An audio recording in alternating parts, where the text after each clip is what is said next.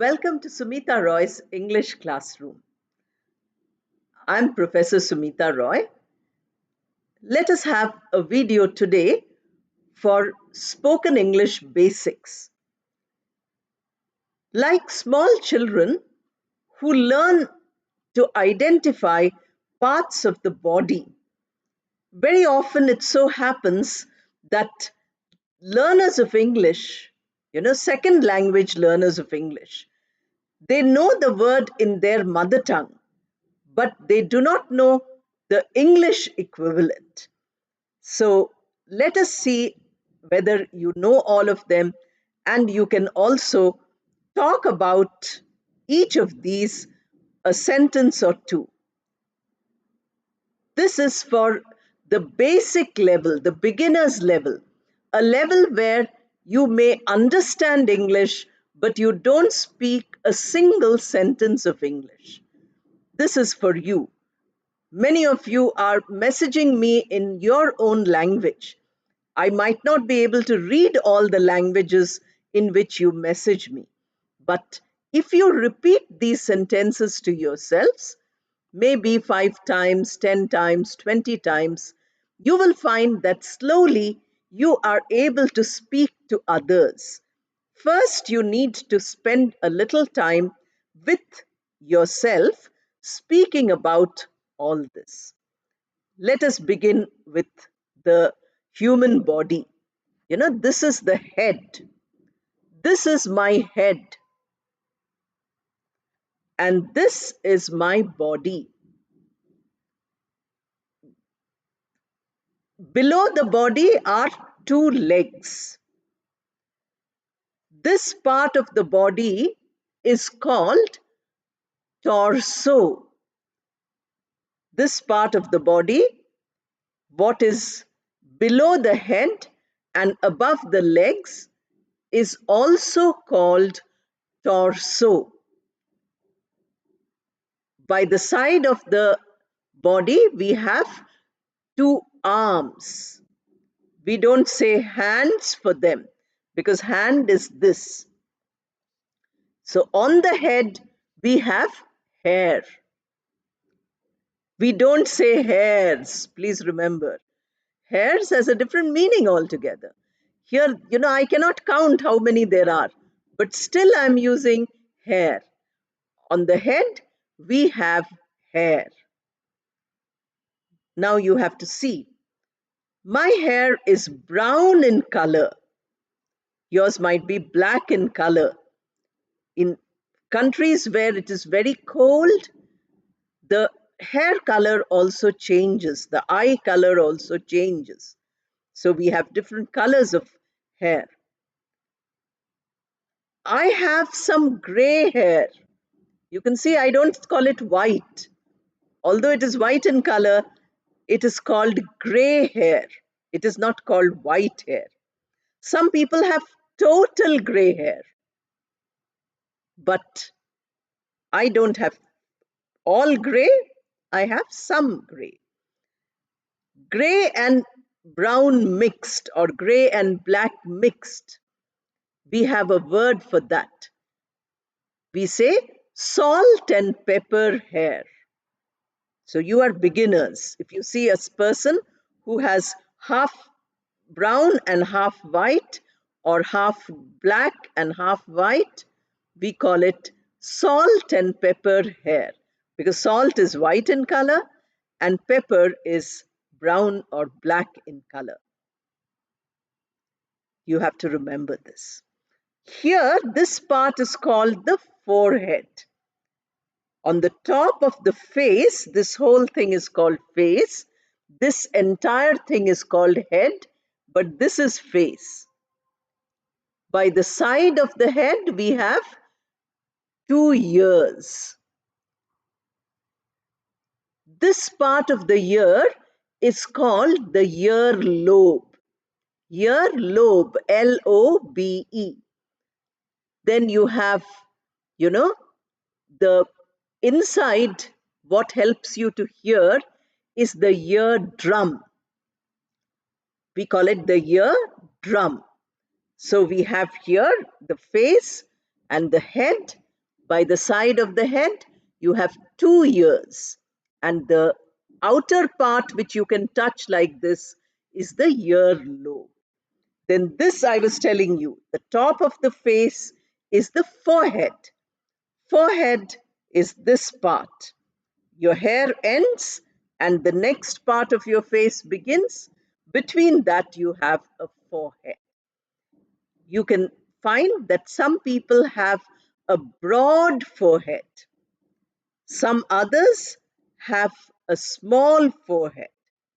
Some people have their hair growing from right here. Some others have hair receding. Suppose we have no hair at all, then that is called bald head. BALD, bald head. A person who does not have hair. And then we have here two, protections on top of the eyes. That is, those are called eyebrows. Eyebrow. We have two small hair makeup, a shape which is a shape like this, and we call them as eyebrow. Then below that you have eyes. Eyes are very important because we see with our eyes. A person who has the gift of eyes is a very great blessing because you have got the gift of eyesight. You are able to see. So we have eyes. Now, in front of the eyes, you have small hair again. Those are called eyelashes. Eyelashes. Then you have the white and black inside. That is the eyeball. It's round in shape like a ball. So it is eyeball. Then you have a small opening which, if you put light on your face, you can see. That is called the pupil. Then you have the nose. This part where you wear specs, that is called the ridge of the nose. The nose is this. This is the ridge where the specs fit. It goes slightly inside, and then the nose starts. So we call it the ridge of the nose. Then you have two holes here through which the air goes in. Those are called nostrils. Nostrils. Two air passages. They take the oxygen inside, they bring out the carbon dioxide outside. Every minute we are breathing. From the time we are born to the time we die, we continue to breathe using the nostrils. Then you have here, these are called the cheeks. There is a bone here. Sometimes, when you smile, it becomes prominent. That is the cheekbone. Inside the body, there are many bones. We don't learn about them unless you are becoming a medical doctor. But we have to know what we call the outer parts of the body. So we have here cheek and cheekbones. Then you have the lips. While doing pronunciation videos, I told you, very important for speaking are the lips. If your lips are proper, you can speak well. Sometimes there is a birth defect. People have problems with lips. They cannot speak. We also use the word bilabial. Bilabial means two lips. Labial, relating to lips. The adjective formed from the word lips is labial, and bilabial means two, using two lips. Then we have inside teeth. You can see the teeth. The teeth are attached to a pink part which are called the gums. The teeth are not hanging, they are attached to something. That is the gum. the gums. Then you have inside your mouth, that is the tongue. Although it is written, its spelling is Tongue, we don't pronounce it as tongue. We pronounce it as tongue. Sound is the combination of n and g. Is a sound. If you go to vocabulary for pronunciation for beginners, there you will find that you are able to pronounce that sound. Mm. Then you have the lower part of the face that is called chin. This part is called the chin, Chin. Then you have the attachment between the head and the body is the neck. Here, this part, it's a round part like this, we call it as the neck. This is the back of the neck and this is the front of the neck. Then you have straight part of the torso, the straight part of the body, and that is the shoulder. We have two shoulders. You can see this is the shoulder. The neck is attached to the shoulder. The shoulder is where it begins. Then we come to the arms. I told you, two arms. The word arms, you must remember, also has another meaning. That means weapons. If you have many guns or if you have many pistols, those are also called arms. But that's a different meaning. Arm here means from here to here, fully. But you have, this is, you know, the different parts of the arm. The forearm you have, then you have this part, which is, this whole thing is the hand, up to here, this is the hand. And this is the palm, Palm. Although L is written, we don't pronounce it. We don't say palm, we say palm. Then we have fingers. We have 5 fingers of different shapes and sizes. They have their names also. This one is called the thumb. This is called the index finger. Index finger. This one. This is called the middle finger. And then you have the ring finger. People usually wear rings on it. When people get married or engaged, the ring is put on the left hand side, this finger. It is supposed to be close to the heart. Therefore, they put it, showing emotion, love. And this is called the little finger. So, thumb, index finger, middle finger, ring finger, and little finger. Then you turn like this. At the edge of each of the fingers, you have some hard part. Those are the nails. They keep growing and you have to cut them. You can't allow them to grow for the rest of your life. You have to keep cutting them. You can say trim your nails because the nail grows 1 or 2 millimeters, you cut them. Of course, many people like to have long nails in which maybe they half an inch or so they can grow. But that's a different thing. Now, these are called knuckles. You have here bones. These are called knuckles. Then we come to this part. This is your chest. And then you have your abdomen, the lower part, where all the important organs of the body are there, like your stomach, your liver, your intestines, your spleen. All these are there, but I can't show you those because we are not doing a human body dissection here. So those you have to learn in your biology class. Today we are only learning how to identify the body parts. This is what small children learn when they are learning their mother tongue. Since many of you say I should teach you in your mother tongue, which of course I cannot do because I don't know all the languages of the world, all the languages of India at least. I don't know them.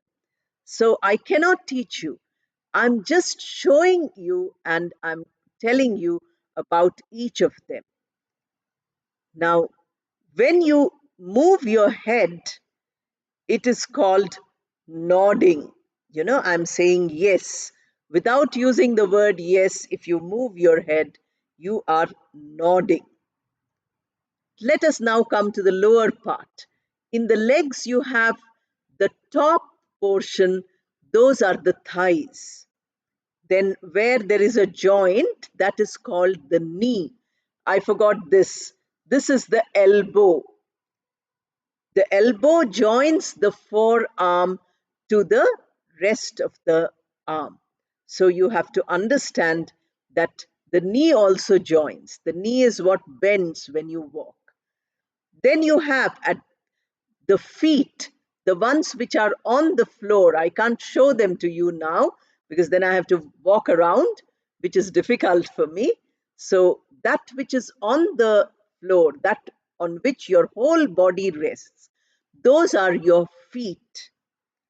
Each foot has 5 toes. Your there are 2 feet.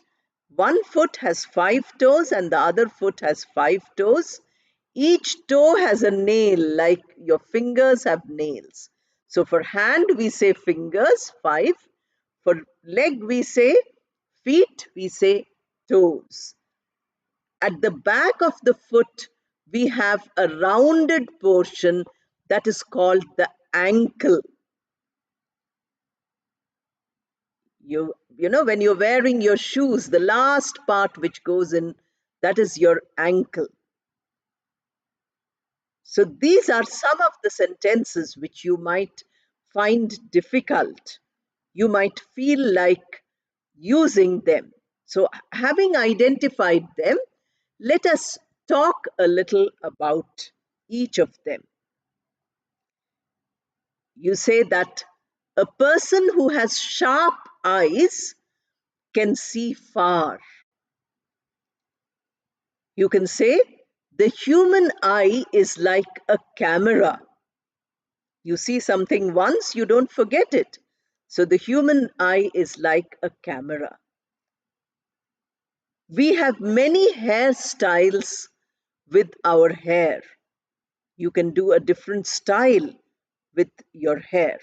So we call them hairstyles. Then, while speaking, we use the tongue and the teeth and the lips. The windpipe and the food pipe are inside the neck. If you touch the neck, you can feel the windpipe and the food pipe. When you're talking, something is moving. You can easily feel. When you're eating, something again is moving. You're swallowing. So you're taking the food inside. So you have these uses. We use our ears to hear. We use our fingers to touch. We use our eyes to see. We use our nose to smell. And we use our lips to taste.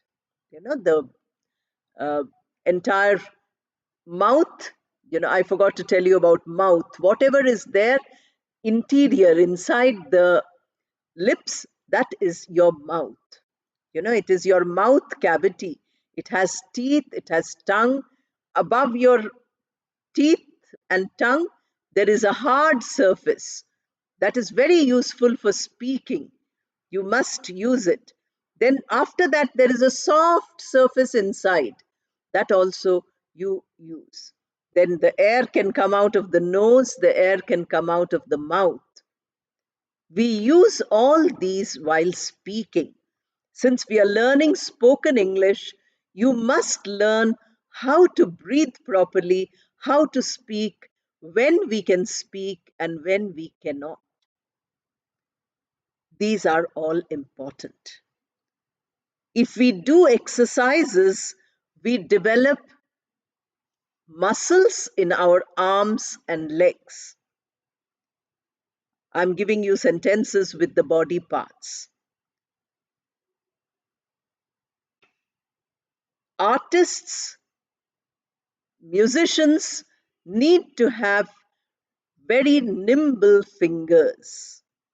They have to have very energetic fingers because painting you do using a brush, music you play using your fingers.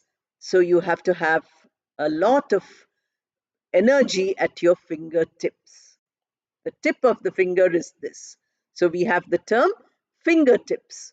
So when you want to give fingerprints, they tell you put your fingertips on the machine. That is called fingerprint. We have certain designs here.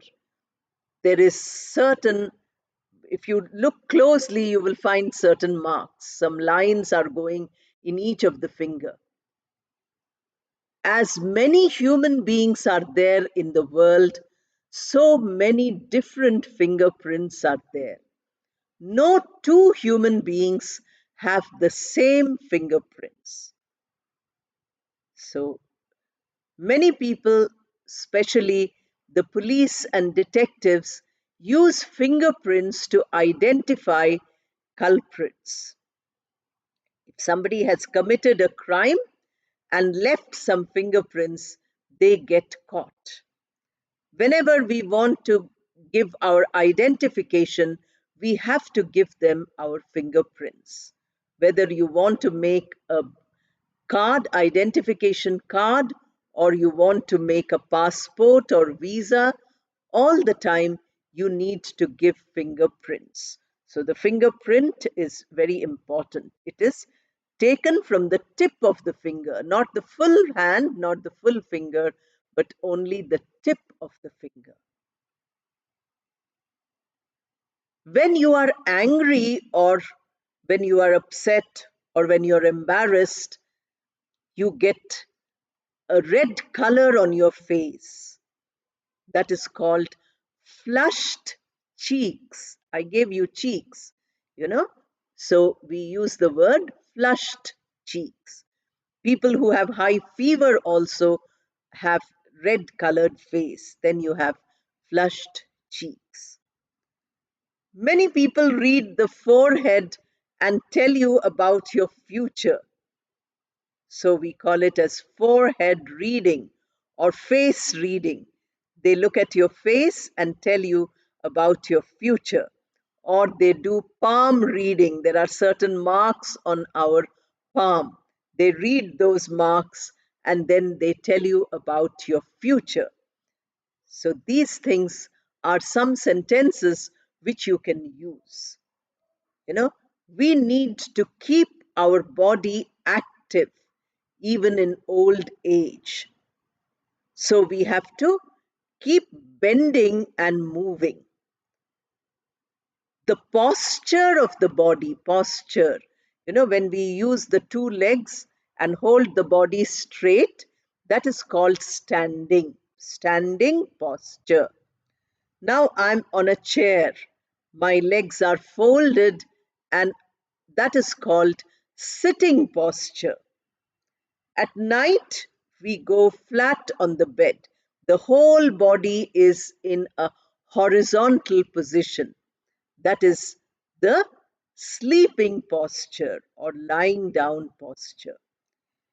If we sit straight with our back absolutely straight, then that is called erect posture.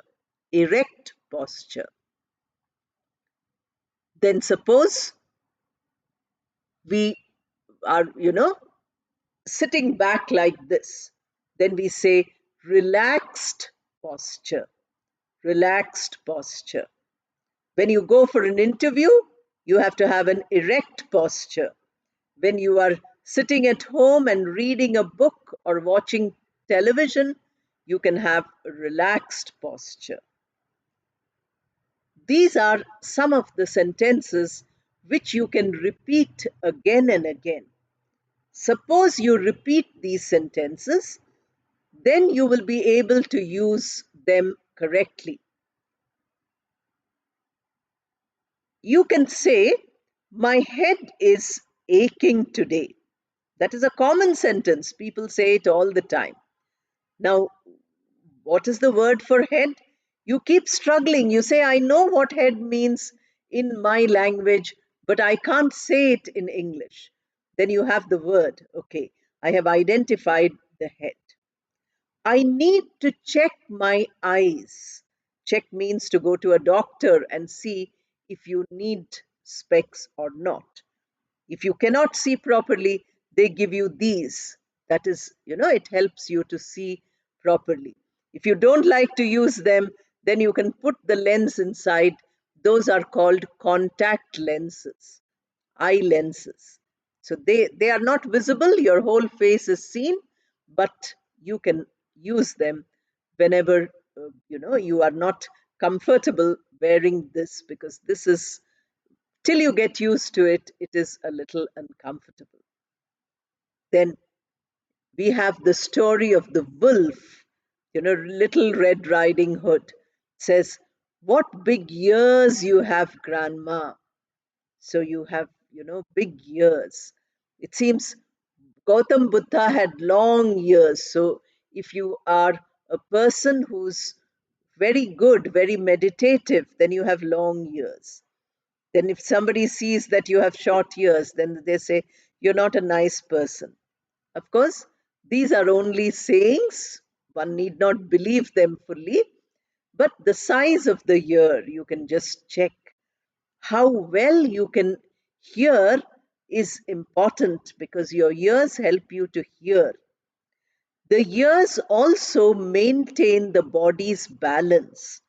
We have some mechanism in the ear which helps you to keep your balance. If you lose that, then you keep falling down again and again. So the ears are very important. Like that, with each body part, you can make 5 sentences. If you do that, you would be practicing those sentences, and then you can use these sentences when you speak to others. First, practice on your own. Many times you practice. We say that there is a heavy responsibility on my shoulder. There's nothing on my shoulder. Shoulder is free. But that is an imaginary thing which you're saying. You have a lot of work to do for your family, for your old parents, or for your young children. Then you say, I have heavy responsibility on my shoulders. Many times we use the body parts for speaking, like, you say paying the bill, we say foot the bill. I will make one whole video about it. This is not for beginners, it is for an advanced level. But beginners can also reach the advanced level by practicing sincerely, by practicing again and again. Therefore, don't think that if you do not know English, if you cannot speak English today, after a few months you will remain the same. No.